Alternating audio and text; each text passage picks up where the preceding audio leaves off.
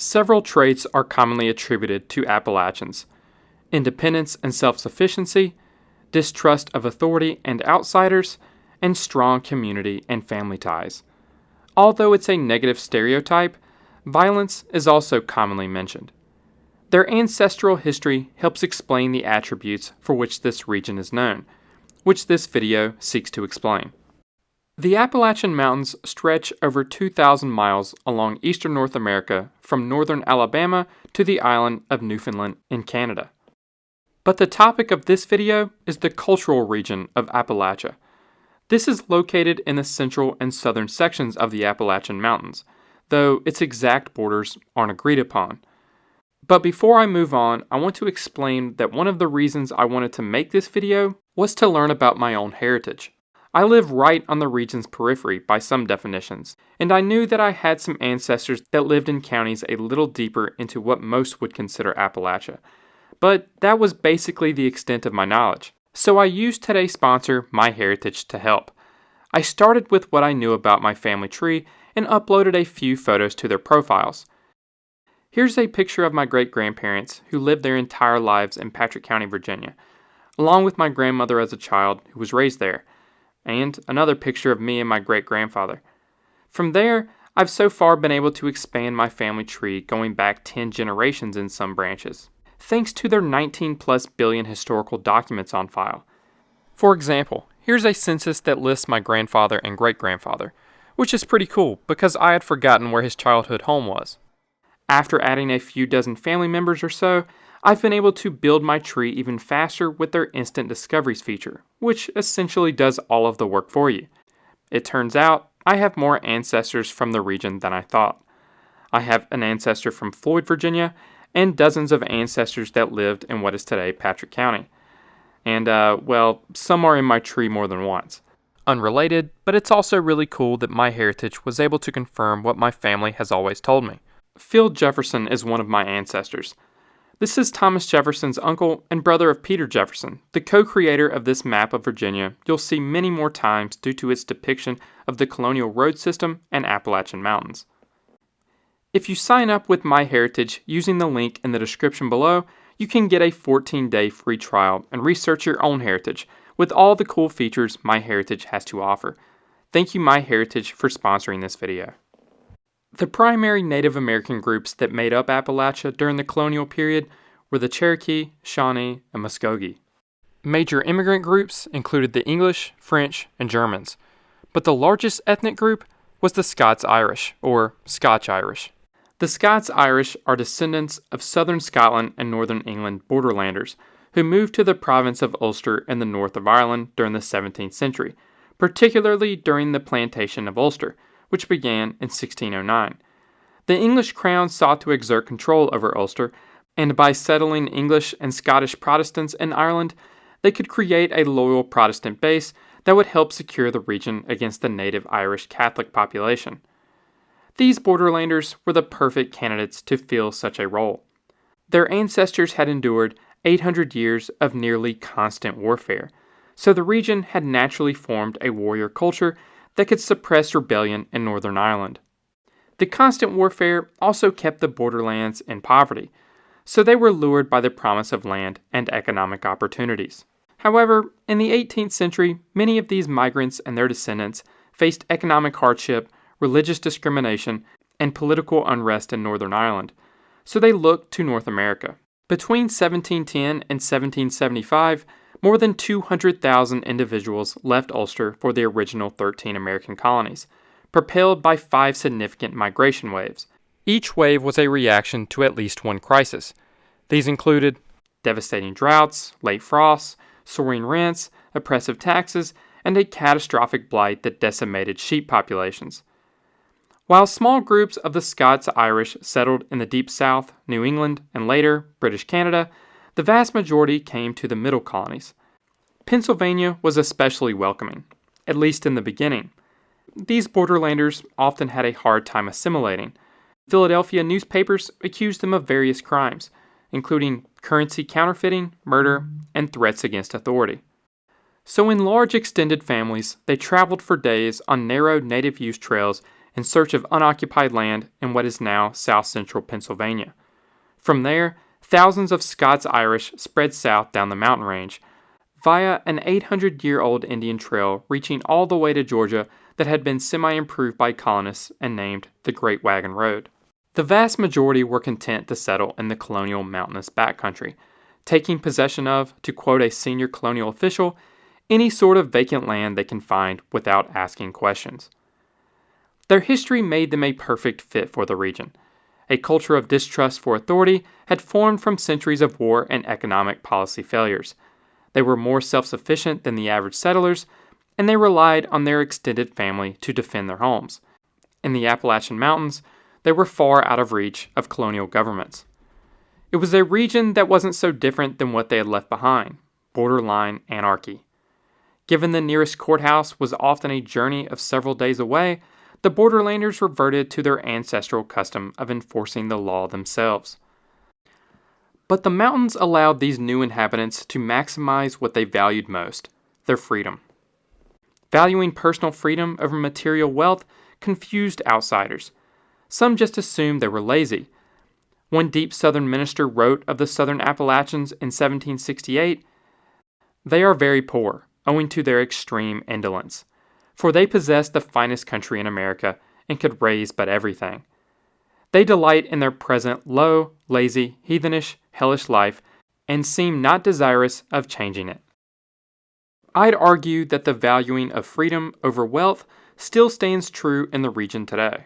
Though there are many exceptions, this rugged terrain generally isn't somewhere you migrate to get rich, and the region still attracts many that value their freedom over accumulating wealth. You can see this in all of the modern hippie towns across the region.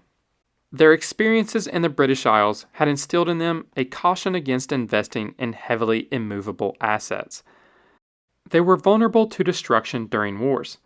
Consequently, the Borderlanders preserved their wealth in highly movable forms, such as livestock. When the need for more liquid assets arose, they converted corn into an even more transportable, preservable, and valuable commodity, whiskey. This distilled spirit functioned as Appalachia's unofficial currency for a period, particularly throughout the late 18th and early 19th centuries.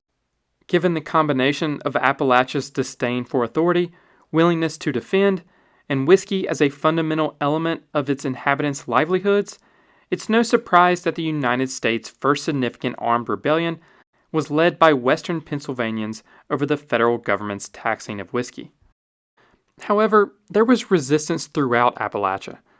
In 1792, Alexander Hamilton pushed for military action to suppress violent resistance in western North Carolina, but the first U.S. Attorney General, Edmund Randolph, argued that there wasn't enough evidence to legally justify using force. Other parts of the region didn't resist violently because the federal government couldn't find any local authorities willing to enforce the law or prosecute the tax evaders. Over a century later, 10,000 armed coal miners in West Virginia rebelled against corporations, in what is the largest labor uprising in U.S. history and the largest uprising since the American Civil War. Over 1 million rounds were fired in the conflict, and private planes were hired to drop homemade bombs on the miners. The U.S. Army was deployed to intervene, which was enough to de-escalate the situation. The British government was happy to leverage the Borderlanders' warrior culture. Just as the British monarchy had sought aggressive individuals to colonize Northern Ireland and suppress indigenous opposition, they looked to the Scots-Irish to do the same in the 13 colonies, as well as act as a buffer against the French. However, the suspicion of those outside of their extended families and their readiness to use force without hesitation backfired on at least one occasion. In 1758, a group of Virginia militiamen at Fort Mayo in modern-day Patrick County let their quickness to aggression get the best of them when they wrongfully accused a small group of Cherokee Indians of being a threat, despite them being official allies during the ongoing French and Indian War. The militiamen murdered the Cherokee, sparking a full-blown conflict called the Anglo-Cherokee War that lasted 3 years and left hundreds dead on both sides. But maybe the mountains deserve more credit for the culture. Or maybe years of policy failures and exploitation of misunderstood populations deserve more credit as well.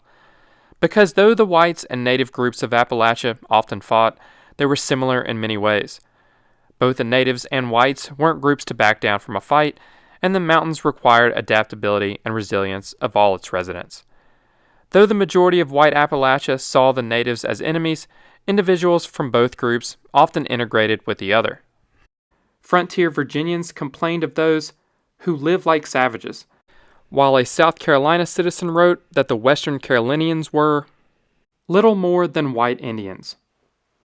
Runaway slaves in large numbers also joined in the lifestyle, helping draw the line between Appalachia and the Deep South, as wealthy plantation owners could not expand into a region where the mountains offered refuge to their slaves. There was enough intermingling in Appalachia that the term Melungeons emerged to describe people of mixed European, African, and Native American ancestry. But importantly, though each group was often at conflict with each other, all groups within Appalachia valued their individual freedom and were willing to fight for it. Between 1830 to 1850, the U.S. government forcibly relocated approximately 60,000 natives from the Creek, Seminole, Chickasaw, Choctaw, and Cherokee tribes from their ancestral lands in the southeast to designated Indian Territory west of the Mississippi River. However, a small group of Cherokee managed to avoid removal by hiding in the remote and rugged terrain of the Great Smoky Mountains. These Cherokee were led by Solly, whose resistance to removal became legendary.